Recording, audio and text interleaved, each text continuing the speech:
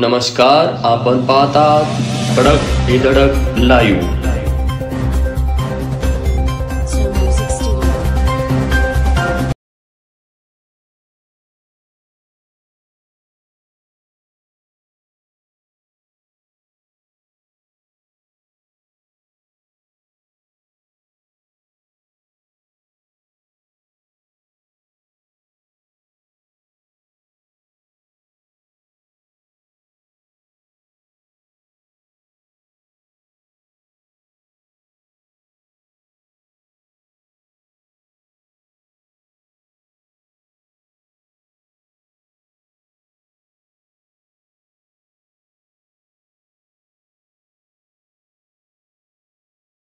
विचारते विक्टिमला बळीत पडलं की तुमचं काय म्हणणं आहे.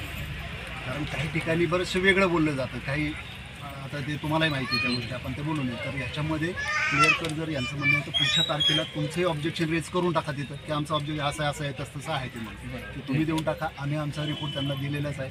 टेक्निकली एवढंच आज माझा पहिला दिवस होता इथं, तरी त्या बंदोबस्तातून सुद्धा एस पी साहेबांशी बोलून एस पी साहेबांनी स्वतःच विचारलं मला मी बोलायच्या आधीच, कारण मी म्हणलं तो बंदोबस्त झाल्यावर बोलेल, परंतु त्यांनीच विचारलं. त्याच्यामध्ये एल सी बीवाल्यांशी सुद्धा बोललेलं आहे की टेक्निकली फक्त जरी ते आता डिटेलमध्ये सांगू नये, कदाचित तुम्हाला माहिती असतील, परंतु त्यातलं फक्त म्हणजे त्याचा गैरफायदा कोणी घेऊ नये म्हणून बोलत नाही. परंतु ते टेक्निकली थोडं जरी चालू झालं डिवाईस आपला तरी ते आपल्याला त्याचं मिळू शकतं. कारण एल सी बी कशी काम करते ते मी पण एल सी बी तयार राहिलेलो आहे अहिल्यानगरला. त्याच्यामुळं कसे आरोपी कसा आणायचा त्याच्या जे काय जे पण फक्त एवढंच की त्या टेक्निकली फक्त त्या चालूच हवं.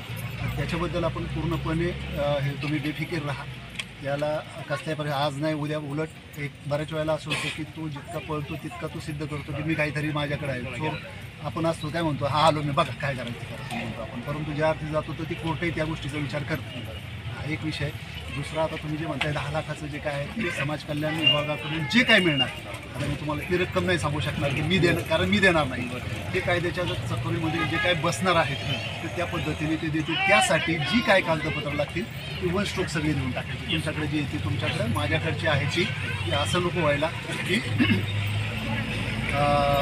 ते आले मग आज हे नाही उद्या ते नाही. तर त्याच्यामध्ये ते कोण असतील समाज कल्याणवाले त्यांच्याशी बोलून घ्यायचं आणि त्यांना म्हणावं 1 2 3 4 5 जी काय असेल ती पद्धतीने आम्हाला कागदपत्राची काय लागते तुम्हाला ती सांगा.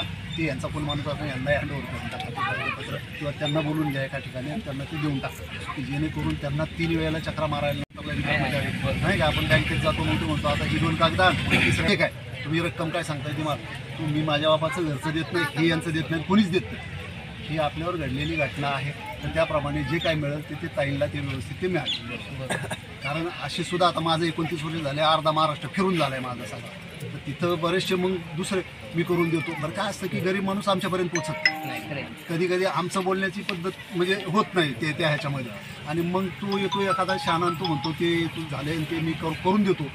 मग ते हा मग आपलं बी बघा काहीतरी थोडंसं मूठ काढायचं पहिला टाकायचं मग याच्या बाबतीमध्ये जे मिळणार आहे त्याच्या 5 पैशाला काही किंमत नाही, परंतु 5 पैसे कोणाचाही संबंध नाही ना सरकारी कोणत्याही यंत्रणेचा. म्हणजे त्याच्या सरकारी यंत्रणा आत्ता जर बरोबरीची आली तर तुमच्या बरोबरीने आमची पोलीस, समाज कल्याण खातं किंवा मग आपला कोणी गावातला कोणी असेल दादा कोणी जो का असेल तो सांगणार. याच्यात 5 पैसे कोणाचं घेणं नाही. माझं परत एकदा सांगतो की त्यासाठी लागणारी कागदपत्र 1 स्ट्रोक मी द्यायसाठी सांगतो. काही अडचण असेल मला डायरेक्ट कॉल करा. तुमच्याकडे सगळ्यांचे आता नंबर आले, आपलं बोलणं झालं. फक्त यायला उशिरा झाला की मी नेमकं गुंतलो पुण्याच्या पुढं आणि मग त्या कारणामुळं तर आपल्याला फक्त उशीर झाला जरा थोडासा, नाही तर ह्या गोष्टी आपल्याला झाल्या असतील. त्याच्यामध्ये आपला बाकीचा तपास चालू आहे. त्याच्या जे निष्पन्न आहेत त्याला आपण कोणालाही त्याच्यामध्ये होणार नाही, परंतु आपल्याला त्या गोष्टी लिंकअप करायला लागतात. अशा पद्धतीने आपण 100% करू.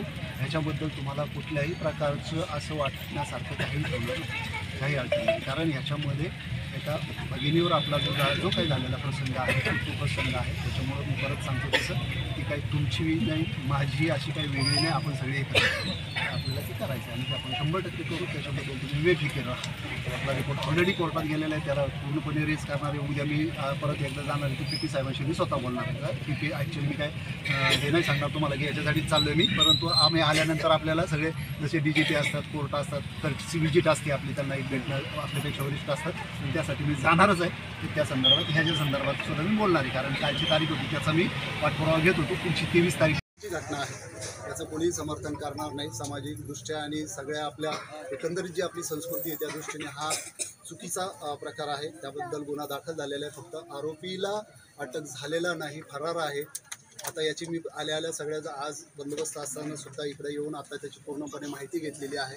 त्यांना त्याबद्दल सांगितलेलं आहे. जी काही कोणाकडे माहिती असेल ते डायरेक्ट माझ्याकडे दिले तरी आपण जसं मिळेल लगेच त्याला काय लागल्यास पॉसिबल म्हणजे लवकरात लवकर त्याला अटक आपण करतोय.